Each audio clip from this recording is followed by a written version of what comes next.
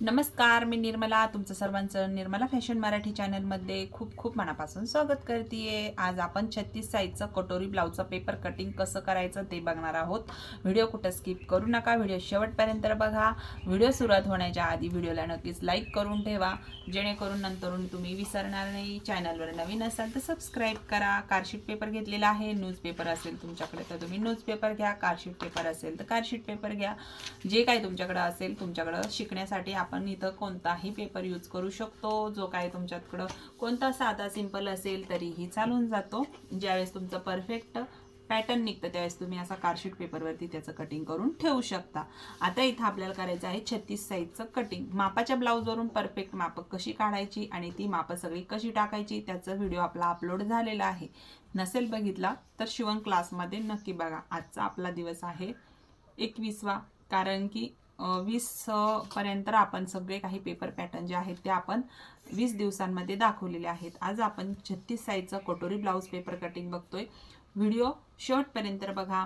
Shoulder उतरणार नाही. मी तुम्हाला सांगते कशा पद्धतीने शोल्डर टाकायचं आणि कशा पद्धतीने मुंढा उंची टाकायची. तर मग चला, अशा पद्धतीने आपण आता बॅक पार्ट फ्रंट पार्ट सोबतच कटिंग करणार आहे.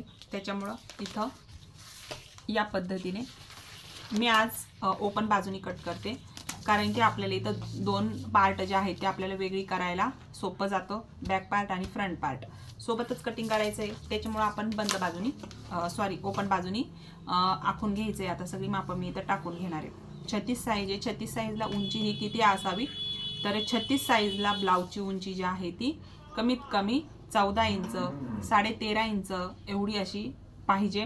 बाकी तुमच्या आवडीनुसार तुमचं जे काही तुम्ही माप घेतलेलं असेल त्याच्यानुसार तुम्ही ही कटिंग करू शकता. आता मी इथं 36 साईज आहे तर उंची जी आहे ती मी इथं 14 इंच ठेवणार आहे. 13.5 इंच तुमची असेल, कुणाची हाईट कमी असेल तर तुम्ही त्यानुसार इथं घेऊ शकता. मी 14 इंच मार्किंग करून घेते आणि 15 इंचावर मार्किंग करते. जर तुमची हीच हाईट असेल तर तुम्ही सेम माझ्या पद्धतीने कटिंग केली तरीही चालेल. आतापर्यंत कोणी कोणी मैत्रिणींनी ब्लाऊज ट्राय केले कमेंट करून नक्की सांगा, जेणेकरून दुसऱ्या मैत्रिणींना पण त्याचा फायदा होईल. मला माहित आहे बऱ्याच मैत्रिणी ज्या आहेत ना त्या ब्लाऊज शिवतात पण कमेंट करून सांगत नाही. आपण एक कमेंट केली तर दुसऱ्या मैत्रिणी ज्या व्हिडिओ बघतात त्यांना सुद्धा त्याचा फायदा होतो, जेणेकरून त्यांच्यातला सुद्धा कॉन्फिडन्स हा वाढतो. जसं आता प्रिन्सेस कट ब्लाऊजमध्ये बऱ्याच त्यांनी ब्लाऊज शिवलेत, त्यांचे ब्लाऊज खूप छान बसलेले आहेत आणि त्यांनी कमेंट करून सुद्धा नक्की सांगितलेलं आहे. तसंच तुम्ही सुद्धा ब्लाऊज कटिंग करून स्टिच करून ब्लाऊज कसे बसलेत कमेंट करून नक्कीच सांगायला विसरायचं नाही. एका ताईमुळे जर दुसऱ्या ताईंना मदत होत असेल तर आपण तिथं मागं राहायचं नाही. आता आपण इथं उंची टाकून घेतलेली आहे संपूर्ण. आता इथे टाकायचं आहे शोल्डर. तर माझी छाती 36 आहे. गळा जो आहे तो डीप आहे. डीप गळा म्हणजे किती, 10 इंचाच्या खाली. 10 इंचाच्या खाली गळा असेल तर तो डीपमध्ये जातो आणि डीपमध्ये गळा असेल तर बऱ्याच मैत्रिणींचं शोल्डर उतरतं. त्याच्यासाठी मी इथं शोल्डर जे आहे ते ठेवणार आहे 5 इंच. संपूर्ण शोल्डर मी 5 इंच घेतलेला आहे. त्याच्यानंतर मुंडा उंची 5.5 इंच. आता बऱ्याच ताईंना वाटत असेल का आमचा जर गळा 10 इंचाच्या वर आहे तर मग आम्ही शोल्डर किती टाकायचं. जर तुमचा गळा 10 इंचाच्या वर असेल तर शोल्डर तुम्ही संपूर्ण 5.25 इंच टाकू शकतात. कुणाचा 8-9 असेल तर 5.25 घ्या, कोणाचा 6-7 असेल तर 5.5 घ्या. या पद्धतीने तुम्ही शोल्डर टाकू शकता. आता इथे आपल्याला घ्यायची सरळ लाईन ओढून. आता इथे घ्यायचं आपल्याला घडीचं माप टाकून. छाती आहे 36 छातीचा चौथा भाग येतो 9 इंच. 9 इंच येतो तर त्याच्यामध्ये आपण शिलाई मार्जिन घेऊ 2 इंच. प्रिन्सेस कट ब्लाऊजमध्ये मी 1.5 इंच शिलाई मार्जिन घेत असते, तर आपण इथं कटोरी ब्लाऊजमध्ये 2 इंच शिलाई मार्जिन घ्यायचं आहे. 2 इंच शिलाई मार्जिन घेतल्यामुळे तुमची कटोरी तुम्हाला मोजायला सोपी जाते आणि कटोरी ही परफेक्ट अशी निघल्या जाते. इथं बघा 5.5 इंचावर मार्किंग आलेलं आहे. ते आपण व्यवस्थित चेक करून या पद्धतीने माप टाकून घ्यायची. आपलं माप खालीवर झालं तर आपला ब्लाऊज सुद्धा बिघडू शकतो. तसंही आपण इथं खालीच हात नेतो, पण सगळ्यात पहिलं हे माप जर आपलं क्लिअर असेल तर आपल्याला खालची माप वाढायला सोपं जातं. आता सरळ लाईन इथं ओढून घ्यायची आपल्याला. सरळ लाईन ओढून घेतल्यानंतर आपल्याला मोंढ्याचा आकार देऊन घ्यायचा आहे. त्यासाठी आपण इथं जी आपण मुंढा उंची घेतलेली आहे त्याचा मधला सेंटर काढून घ्यायचा आहे. मधला सेंटर काढून घेतल्यावर आपल्याला इथं घ्यायचा आहे शेप. तुमच्याकडे शेपर पट्टी असेल तर तुम्ही त्याचाही वापर करून घेऊ शकता। आणि या पद्धतीने बघा खाली हात घेऊन जायचं आहे आपल्याला।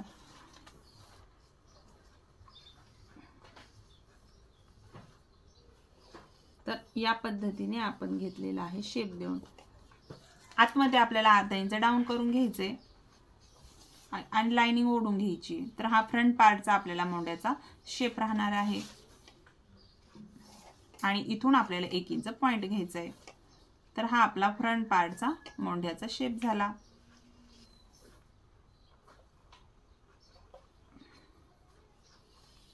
अशा पद्धतीने आपण हे करून घेतलं।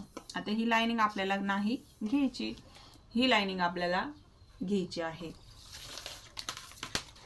गळा रुंदीचं माप टाकून घ्यायचं। त्याच्या गळा रुंदी मोजण्याआधी आपल्याला शोल्डर पट्टी टाकून घ्यायची आहे। शोल्डर पट्टी तुम्हाला किती ठेवायची आहे तुमच्या याच्यावरती आहे। जशी मला आता जर 2.25 इंचाची शोल्डर पट्टी ठेवायची आहे, 2.25 इंचाची शोल्डर पट्टी ठेवायची, तर मी त्याच्यामध्ये अर्धा इंच शिलाई मार्जिन ॲड करून घेईन। तर मी घेईन 2.25 इंचावरती। तुम्हाला जी काय आवडीनुसार शोल्डर पट्टी ठेवायची आहे त्याच्यानुसार तुम्हाला इथं अर्धा इंच त्याच्यामध्ये मार्जिन घेऊन मार्क करायचं आहे। तर शोल्डर आपल्या इथं आपली जी गळा रुंदी आहे ती आपली इथं 2.25 इंचाची शिल्लक आहे। त्याच्यानंतर पुढचा गळा मी घेणार आहे 6.5 इंचावर। तुम्ही तुमच्या आवडीनुसार घ्यायचा आहे। बॉक्स काढून घ्यायचा आहे आपल्याला सरळ लाईन ओढून।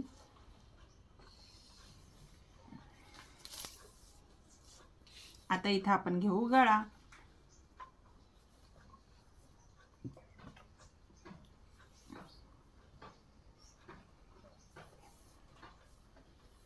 अशा पद्धतीने आपण पुढचा गळा टाकून घेतलेला आहे। आता योकपट्टी जी आहे ती आपण 2.5 इंचावर मार्किंग करत असतो। जर तुम्हाला योकपट्टी याच्यापेक्षा छोटी पाहिजे आहे तर तुम्ही 2 इंचावर मार्किंग करून घ्यायचं आहे। बऱ्याच मैत्रिणींना योकपट्टी जास्त मोठी आवडत नाही आणि याच्यामध्ये आपल्याला अजून 1.5 इंचही मिळवायचं आहे। तर तुम्हाला वाटलं की मला योकपट्टी जी आहे ती छोटी पाहिजे तर तुम्ही इथं 2 इंचाची पण योकपट्टी घेऊ शकता। मी 2.5 इंचावर मार्किंग करून घेतलेली आहे। 1.5 इंच इथं शेप देण्यासाठी पॉइंट घ्यायचा आहे आणि या पद्धतीने हा शेप देऊन घ्यायचा आहे। अशा पद्धतीने आपण इथे हे मार्किंग करून घेतलं योकपट्टीचं। आता टाकायची आहे कटोरी। तर कटोरी टाकताना इथं या पद्धतीने संपूर्ण घडीचं माप आणि इथून घ्यायचा याचा मधला सेंटर। तर या पद्धतीने तुमची कटोरी ही आरामशीर निघून जाते। त्यामुळे आपण 2 इंच हे एक्स्ट्रा घेत असतो। जर तुम्ही 1.5 इंच घेतलेलं असेल तर मग तुम्हाला ही कटोरी जी आहे ना किती बसलेली आहे 5.5 इंच। हे बघा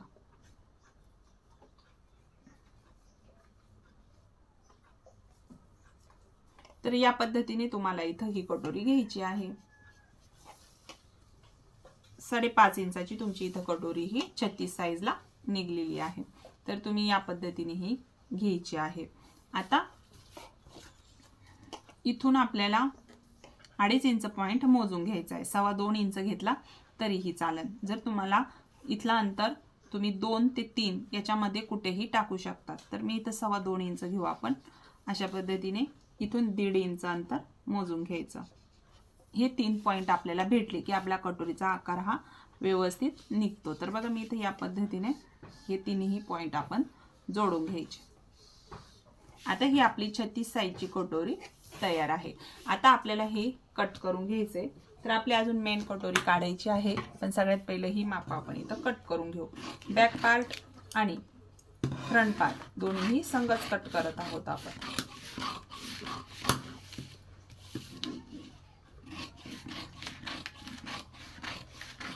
बघा या पद्धतीने आपण आता हा जो बॅक पार्ट आहे त्याचा जो मोंढ्याचा आकार आहे तो आपण सगळ्यात पहिलं कट करून घ्यायचा। बघा या पद्धतीने हा कट केल्यानंतर बघा इथे जी आपली गळा रुंदी निघलेली आहे त्याला आपण थोडासा कट लावून घेऊ। अशा पद्धतीने आपलं हे पार्ट वेगळे झालेले आहेत। हे बघा तर आपण ओपन बाजूनीच कट केलेलं होतं त्यामुळे आपला बॅक पार्ट हा आरामशीर बाजूला झाला। तर इथे तुम्ही तुमच्या आवडीनुसार गळा घ्यायचा आहे। जी आपली गळा रुंदी निघली आहे तिथून तर तुमचा बॅक पार्टचा गळा किती आहे तो मोजायचा, बॉक्स काढून घ्यायचा आणि आवडीनुसार गळा घ्यायचा आहे। त्याच्यानंतर आता हे फ्रंट पार्टचं मार्किंग आपण इथं कट करून घेऊ। तर सगळ्यात पहिला जो फ्रंट पार्टचा मोंढ्याचा शेप आहे तो आपण इथं कट करून घेऊ।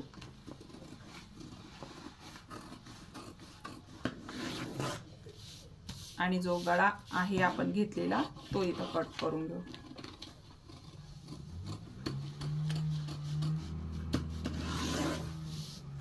योक पट्टी जी आहे ती आपण इथं वेगळी करून घेऊ। कटोरी आपण इथं वेगळी करून घेऊ।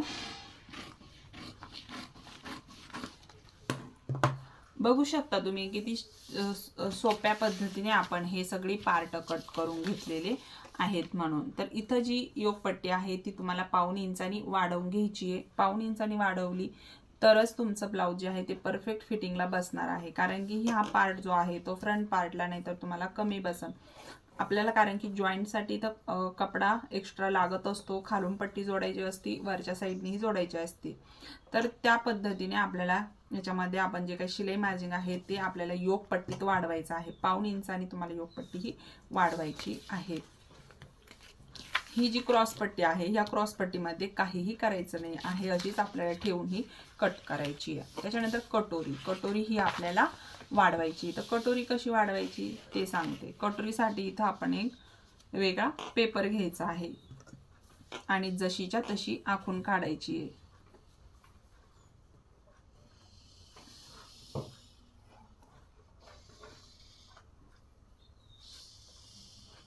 या पद्धतीने कटोरी आपण जशीच्या तशी आखून घेतली। तर ही कटोरी आपण कशी वाढवायची, तर ह्या साईडने जिकडे हुकलूक पट्टी आहे तिकडे आपल्याला अर्धा इंच वाढवून घ्यायची आहे।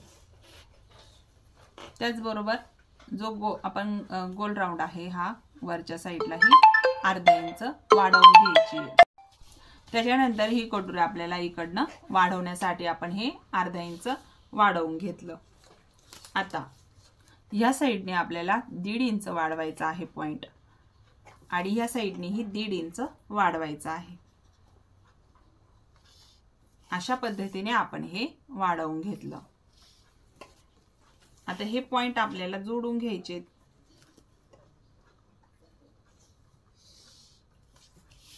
आता इथं शेप देऊन घेऊ आपण।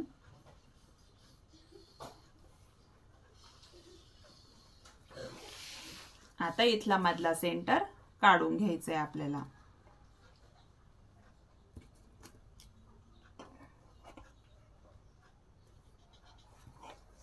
आणि जो आपण सेंटर वाढवला तिथून खाली 1.5 इंच पॉइंट मोजून घ्यायचा। आता इथून आपण छान असा शेप देऊ। तर फायनली आपली या पद्धतीने कटोरी तयार झाली 36 साईजची।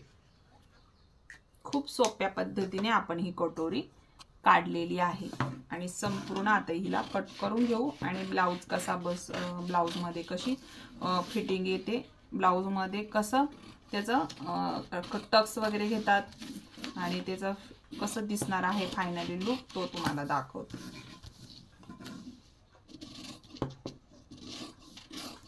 व्हिडिओ आतापर्यंत बघितला, आवडला असेल आणि लाईक केलं नसेल तर नक्कीच लाईक करा। चॅनलवर नवीन असाल तर सबस्क्राईब करा। तर जी क्रॉस पट्टी आहे त्यामध्ये हे व्यवस्थित अशा पद्धतीनेही बसणार आहे। तर किती छान दिसते आहे, तुम्हाला दिसत असेल कशा पद्धतीने आपली कटोरी ते फायनली तयार आहे म्हणून। हे बघा या पद्धतीने लाइनिंग ओढून घेतल्यानंतर 1.25 इंचाचा आपल्याला इथे आडवा टक्स घ्यायचा आहे, उभा 2.5 किंवा 2.25 इंचाचा घ्यायचा आहे। तर या पद्धतीने फायनली कटोरी दिसणार आहे। तर तुम्हाला व्हिडिओ कसा वाटला कमेंट करून सांगायला अजिबात विसरू नका। तुम्ही कोणत्या गावातून शहरातून व्हिडिओ बघतात ते सुद्धा सांगायला विसरू नका। भेटू नेक्स्ट व्हिडिओ मध्ये, तोपर्यंत सर्वांना श्री स्वामी समर्थ।